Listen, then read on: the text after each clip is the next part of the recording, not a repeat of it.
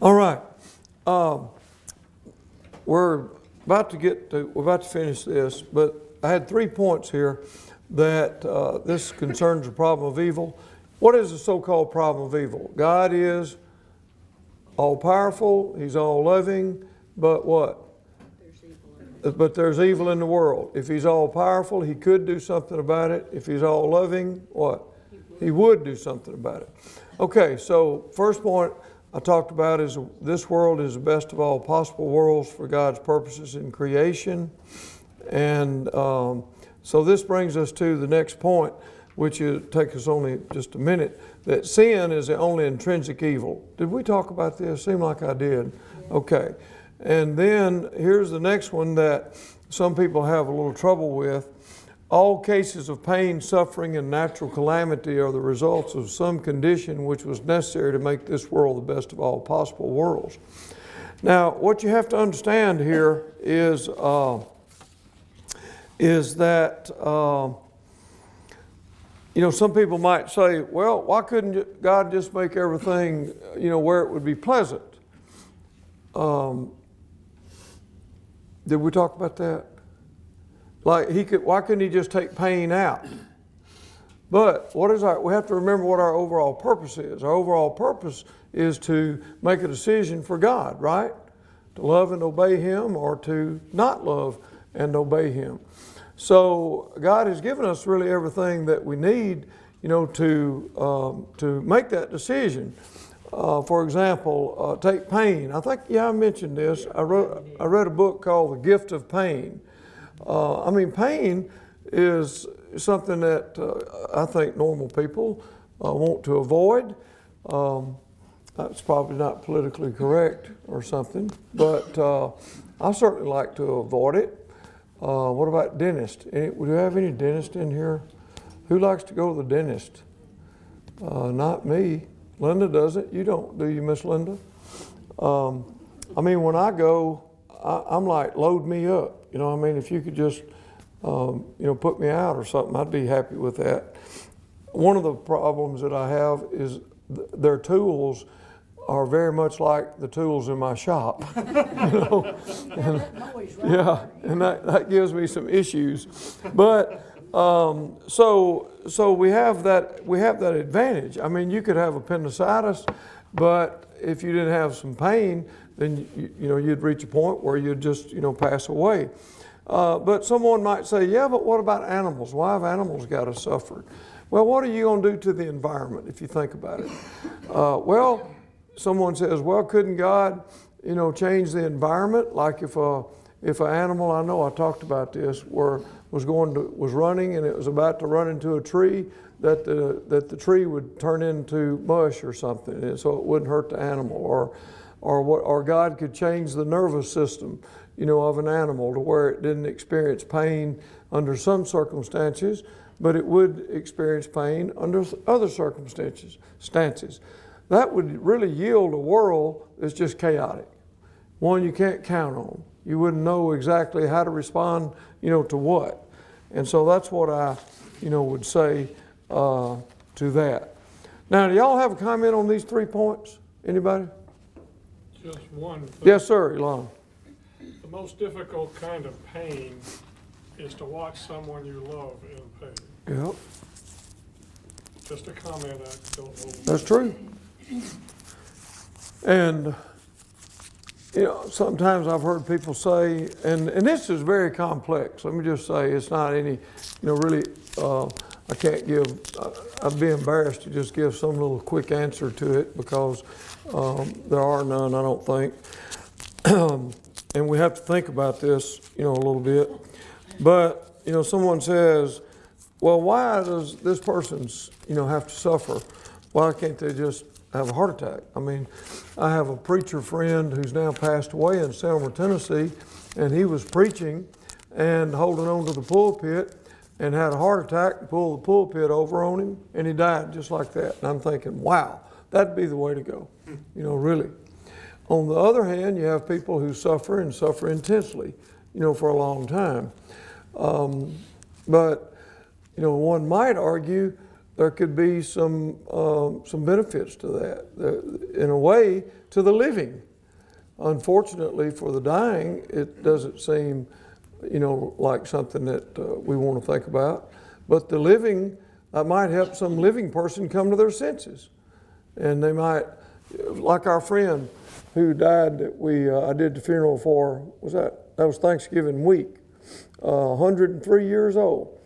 Fortunately, she had a lot of suffering in general, but she had gone to church 2 weeks before she died at 103.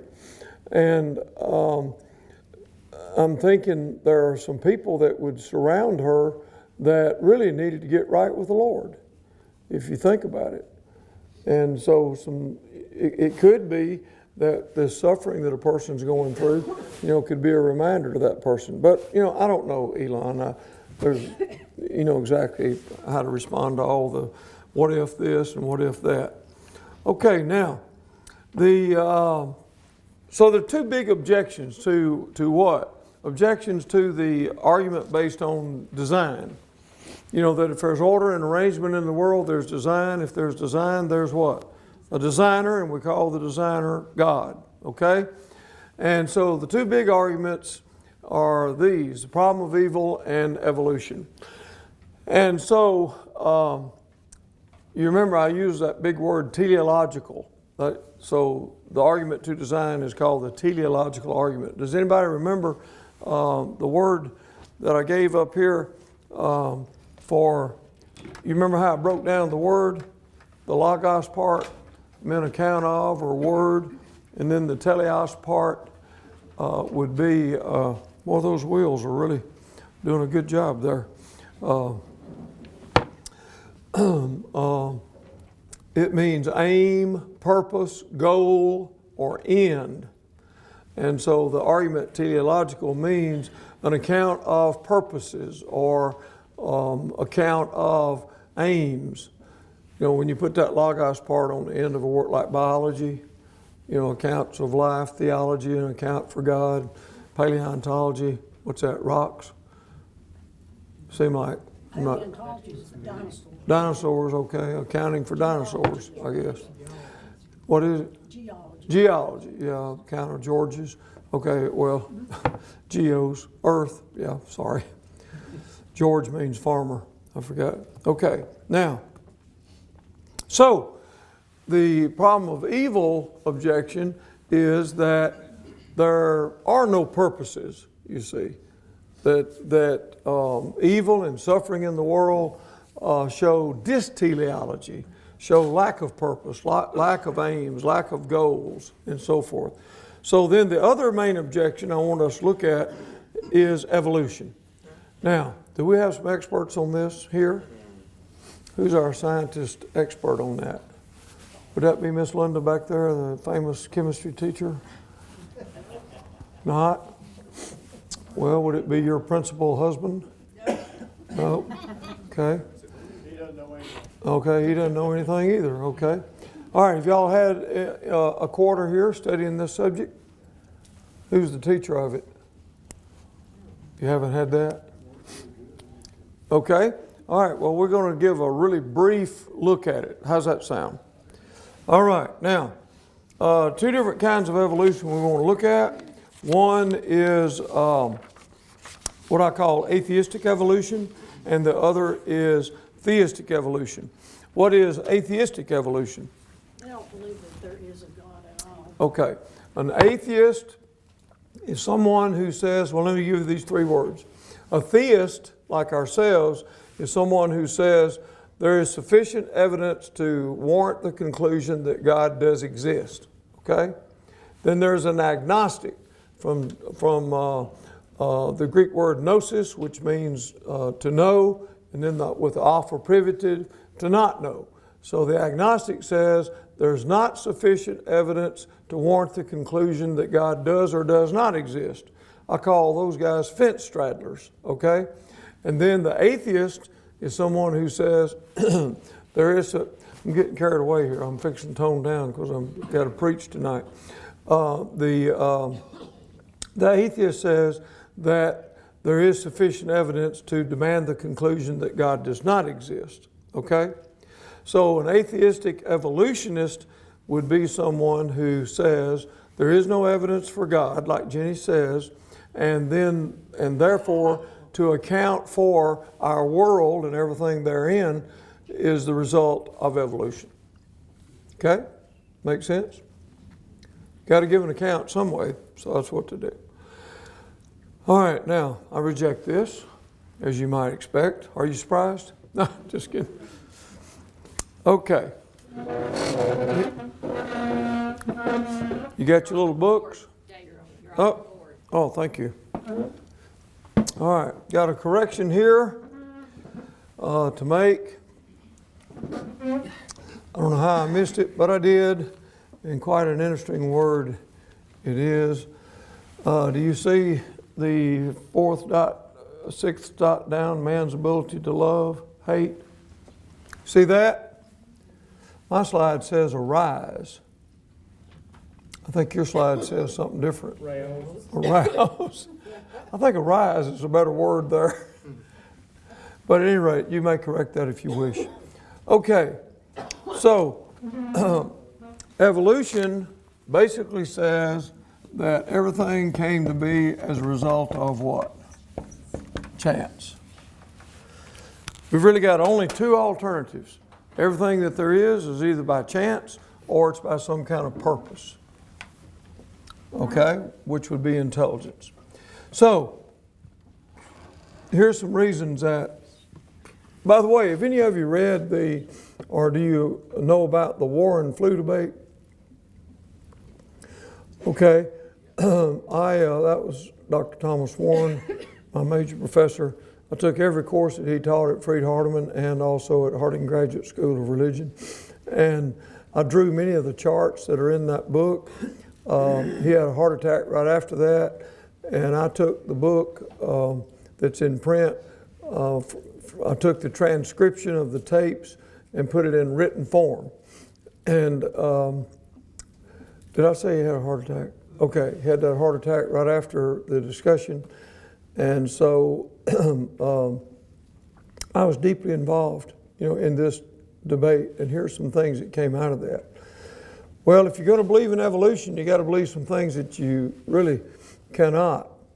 Namely, that matter's eternal or came into being from nothing. What's the problem with that? What do you think, Mickey? Matter has to be has to have origin. It has to have an origin. The very nature of it. I mean, it's the nature of matter is just dependent on something. This reminds me, I took French and German at Tennessee Tech, and I also taught world religions there. And I was sitting by this guy one day in class, and we were sitting real close to each other, and he was working intently on something, and I said, what you working on there? I can't remember his name. Now, he was an engineering major, and he said, well, I'm trying to determine how many years it took and what the elements were, the wind, the rain, etc., to shape this mountain, the way it is shaped. And I said, really? I said, would that not assume that originally one time it was, shaped differently? And he said, yes. I said, so you would admit there was originally like just a big block of stone, and that over umpteen millions of years, the wind and the rain and so forth, chipped away at it. I said, have you ever considered the possibility that maybe God made the mountain the way it is?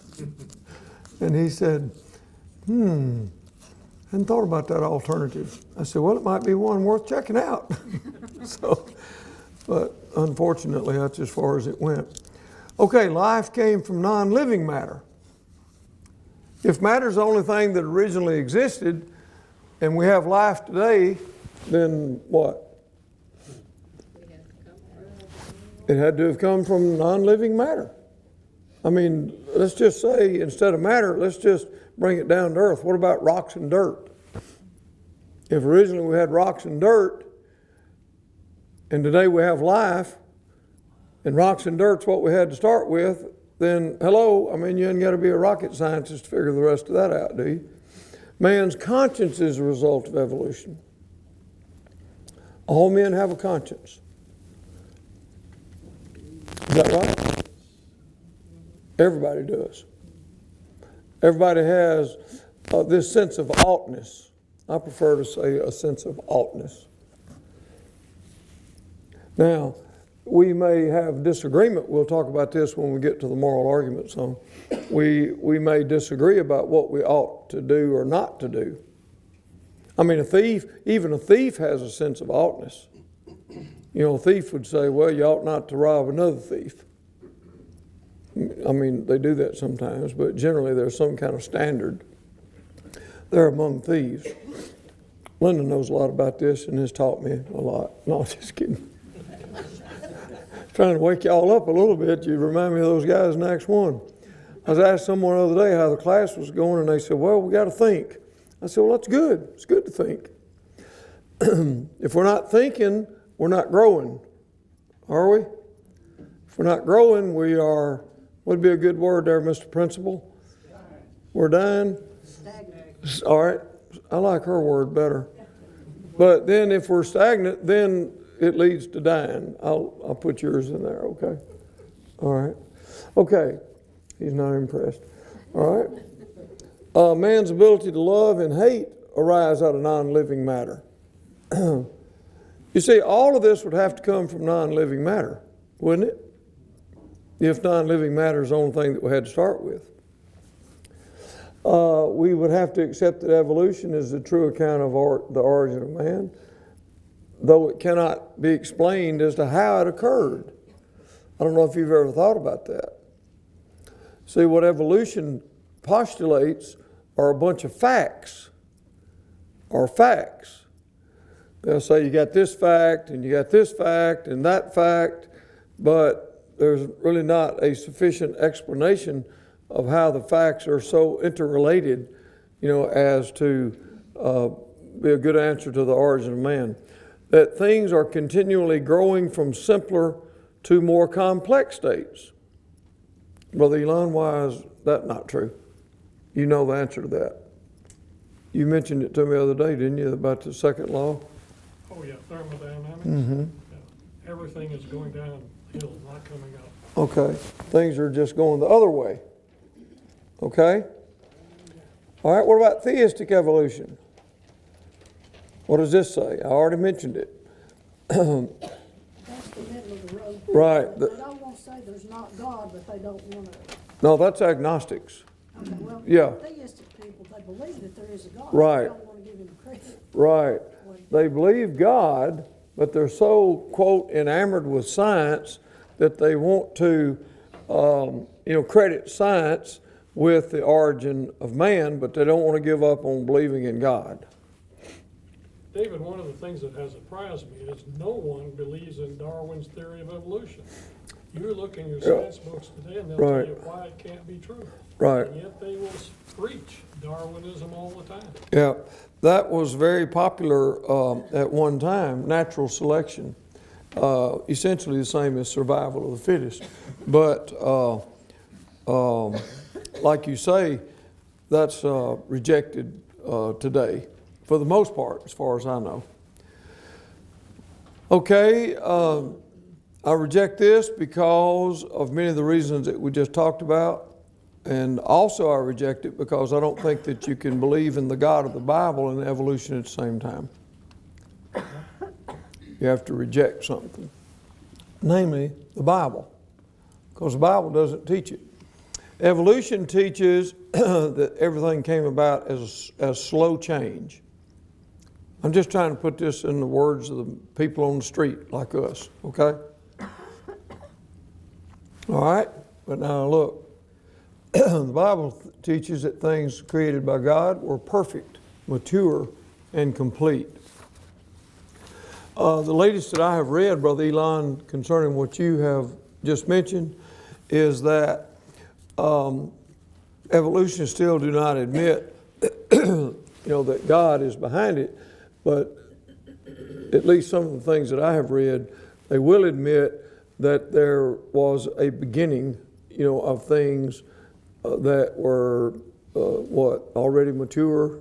Is that the right word, maybe?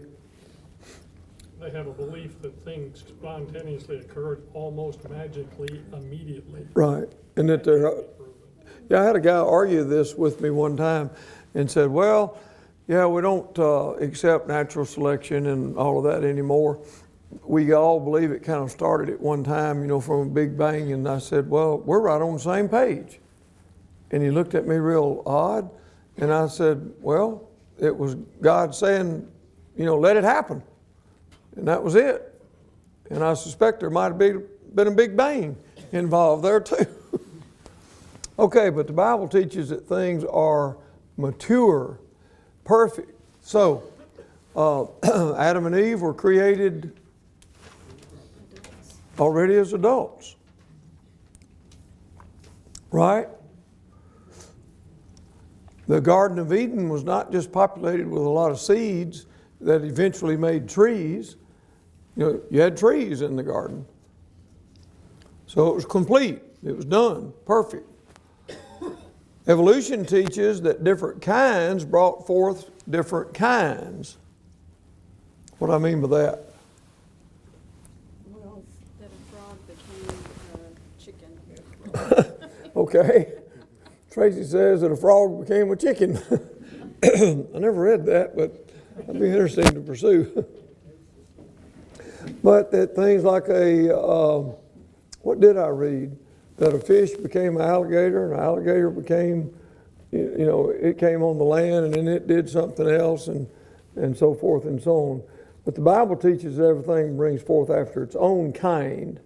Now, the typical question here, excuse me, that I've heard is, how did Noah get all the animals on the ark? Who wants to respond to that? I think, doesn't it say that God worked some kind of change in the animals, that they became docile and know what to do? Yeah. Oh, yeah. I think God, Jenny says, did God, make the animals where they were docile? He made a tiger where the tiger wouldn't eat the rabbit while they were going on the ark. Yeah, I can admit all that. Okay, Beth. There's an excellent video up on the rack about Noah's Ark and how he got all the animals on the ark. Okay, have you seen it? I have. Okay, would you enjoy telling us? I would love to if I had that kind of memory. Okay, It explains how much space was on the ark, how much space they would need for the animals, and he had ample amount of space. do you, just asking, do you have any recollection about what it said about kinds? It did talk about kinds and that it wasn't every individual animal. Okay, so not necessarily 2 tigers and 2 leopards and 2 lions, or 2. I just know it's great when I watched it, listened to it, I'm like, wow, that explains so Yeah. much. I was impressed. Have y'all been to the Ark? Some of you have in Kentucky. I was impressed there when I was taking forever reading all the individual, what do you call them, Barbara? No, the plaques. Yeah, plaques. How you spell that word? P-L-A-Q-U-E-S. How you spell plague? P-L-A-G-U-E-S. Oh, okay. All right, thanks. Sorry, I got a little synapse there. But anyway, what impressed me about reading those plaques was what it had to say about kinds. And so, I'm convinced that kinds were, like bovine was put on the ark, or canine was put on the ark, or feline was put on the ark. But then someone raises the question, well, how do you account for the various, species? Breeds. There's Yeah. canine, but there's Yeah. thousands of breeds. Yeah, well, a lot of those are brought about as a result of man, right? Is this true or false? I've just heard it that dogs essentially go back to something like a wolf. Is that right? Seemed like I've read that. Now, where a Chihuahua came in there, I don't know. I don't know how to answer those questions, actually. But, all right, Mickey does. Yay. I don't know how to answer that, I'm but saved. whenever we discuss the ark, we look at it in physical terms, Mm-hmm. but the God who spoke the world into existence found a way. Right. For all I know, he shrunk them, okay? God is that powerful, and, you know, we don't need to try to figure out some things. It's like, they were done by divine, miraculous inspiration. And sometimes we may try too hard to explain, well, Yeah. how is that done? Well, Okay. God did it. Right. The God who spoke everything could certainly put the animals in the ark any way that he. Yeah. Good comment. Well, you know, I've told you my reasoning before on about everything is that if God exists and the Bible is His Word and the Bible teaches X, then I can know X. So, you know, the Bible teaches that, you know, God used the ark, you know, to save man and the animals. And so since the Bible says that, and since the Bible is God's Word, and since God exists and is infinite in His attributes, I believe it. I need some of y'all to talk more. Tracy? They also didn't have to be mature animals. They could have been infants or, you know, not fully grown. So it could have been lion cubs, you know, Right. instead of full cubs. Yeah. Okay? The change breeds, though, it could be an accident, because your genetic makeup of a chicken or something like that. I raised chickens for years, and all of a sudden you'll have a strange looking one, and then all of a sudden it's deformed, really. But then you breed it to one that's similar, and guess what? You change the breed. Okay. When we was growing chickens when I was young, there was like 8 varieties of banties that we used to show. Wow. There's like 60-something now. Isn't that something? So people change it by, and the color comes different, so you just. Well, it's kind of, okay, Mickey. Well, the word evolution itself is not a bad word. It just means change through time, and things do change through time. Yep. The animal husbandryman can speed up the process of change by selective breeding or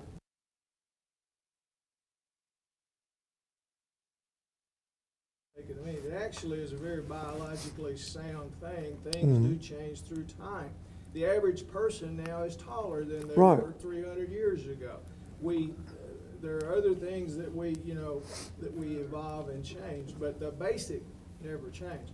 But one thing I wanted to say about evolution, and I may be wrong about this, there may be a lot Thank out you, there, Tracy. but we hear so much about the animal kingdom. It seems to me that the evolutionists don't want to talk about plants and the evolution of plants. The relationship between plants and animals is that's the basic relationship that we all depend on. They are so independent, so dependent on each other. So, what about the plants? They don't want to talk about plants. They want to talk about how that single cell animal started. I don't hear much. Maybe I just haven't read enough. I don't hear much about the plant kingdom in evolution. Yeah, that's true. Nor do I. Okay, thank you, Mickey. Anybody else? Okay, evolution teaches man evolved from a low spiritual level to a higher one. See, evolution is not just related to animals and plants, but also to moral development, spiritual development. For example, you've heard in the Middle Ages, there was so much cruelty, among men, even say from religious groups toward men and women. But we've evolved from that kind of, cruelty to something that's more considerate. And if you think about it, if you want to use the word evolution referring to what Mickey's just talked about, what about since some of us were children, to today, has discipline in the home evolved? It's devolved. It's devolved, but it's, and we talk about political correctness. I mean, really, in one sense, that's evolution, isn't it? It's evolution of language, the use of language, and so on. Okay, the Bible teaches that man was created on a high level and fell. Okay, I mean, Adam and Eve started out perfect, right? Okay. All right, let's look at these. Okay, creation. God created man in the universe, and here's the reason I believe it. And it's what I just said, actually. We know God exists, and we've already talked about what's called the cosmological argument, and that's where we talked about everything being dependent on something else. You remember that? The general characteristics of the world.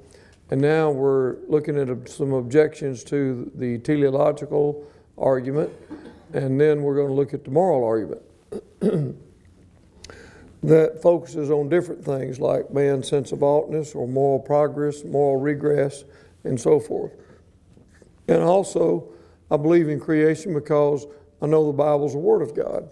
And that's what we're going to do our next quarter. Or no, we're not doing that next quarter. What are we doing next quarter? John. I'm doing John. Yay, hope you can come. We will be in John 8, just flying through. Right? Okay. Hope you can come. But next time we pick up Christian evidences, we're going to look at internal evidence. That is, looking at evidence within the Scriptures themselves, namely like their unity, predictive prophecy. We're going to look at different things, along that line, and then external evidence for the Scriptures. And then, furthermore, I believe in creation because I know the Bible teaches. Do you see the order of thought here? You have to start with God, and then we got to go to, the inspiration and the inerrancy of the Scriptures. And if the Bible's inspired, and it is, and if it does not make mistakes, and it does not, then whatever the Bible says, guess what? You can count on it, right? Okay, very good. All right, let's talk about this a little bit more. All right, let's turn to these verses. Let's start in the back this time. Okay, who would like to do Genesis 1:1? Boy, that's a hard one. How about some of you girls back there, those beautiful ladies at the table there, Linda and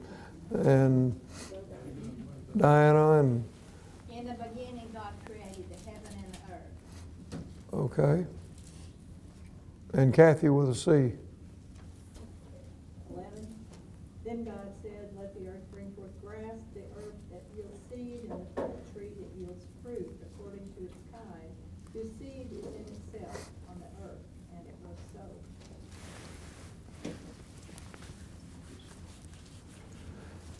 Okay. 20.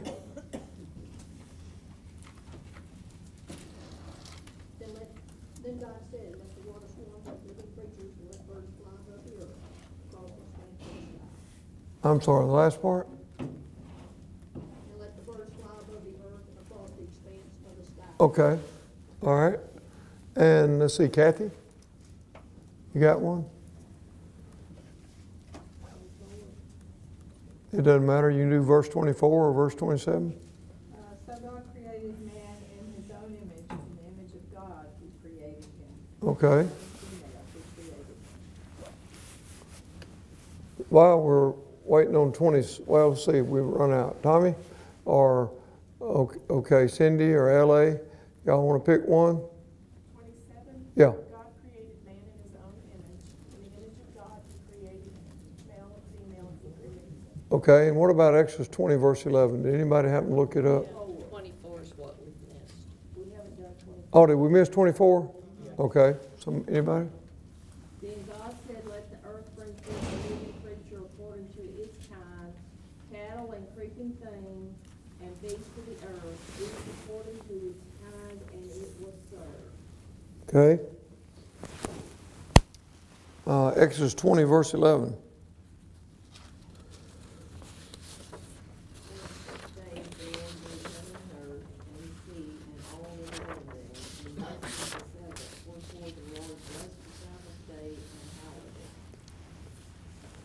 All right? Is that all of them? Okay. Now, not all of these verses had this word in it, but did some of you notice a word that was repeated over and over? We already talked about it. The word kind. Grass, Mickey, reproduced after its kind. So Bermuda grass and zoysia, well, I don't know, that might be a derivative. I don't know, some of those, Robert, that golf course stuff. My bad crabgrass was always here. You know what? Listen, don't be knocking crabgrass. It's green anyway. If I didn't have crabgrass, I wouldn't have a yard. Okay? In West Tennessee and Mississippi, where I'm from, we had Bermuda grass. And we hated it in a cotton field and other places, but we loved it in yards, beautiful, and it spreads, right? Okay, so I come here and I'm trying to figure out how to keep this yard, nice. I mean, it seemed like every spring it got worse and worse. And someone said, well, you lose 20 or 25% of your grass every year because, what's the name of this stuff we use? Fescue or something like that. And we cut it down, in our yard before it reseeds. And I said, oh, okay. So 1 year, I spent $600 on fertilizer and seed. And it looked pretty good the next year. And then I thought, I'm not going to do that anymore. I'm going to cut what comes up. If crabgrass comes up, I'm going to cut it. Or Dallas grass, or sage grass, whatever, I'm going to cut it. Because we don't have a lawn. We have a pasture. 4 acres of just rough land, okay? And sorry I got off on that, but There's really nothing wrong with that. You don't have to have a manicured lawn and all of that. no, but I sure like to see those, Well, I like to see that. Way out in the country. But I mean, out in the country, we're out in the country. If we lived in a city next door to, some of these other houses, that might be different. All right, evolution is from the Latin word, and we've lost Larry, the expert in Latin, who could tell us more about this. Evolvere, to roll out or forth, to develop gradually. Concerning man's origin, it means organic life has come through gradual progressive changes in lower life forms. Comment? Okay. You've got 2 big testimonies. Of course, you have the scriptures. God Right. says, this is how I did it. You've got the fossil record. This is what we can see in the stone. Okay. Both of those show, immediate life forms. They appear fully developed. Right. You don't see the gradual transition over time. You probably remember in the Right. biology books, you see that little picture of a horse thing, and it got bigger, bigger. All that was fabricated. Yeah. 100% fabricated. Right. You don't find that in the fossil record. Okay. Well, we're out of time. Thank you very much. You learned anything? Good deal.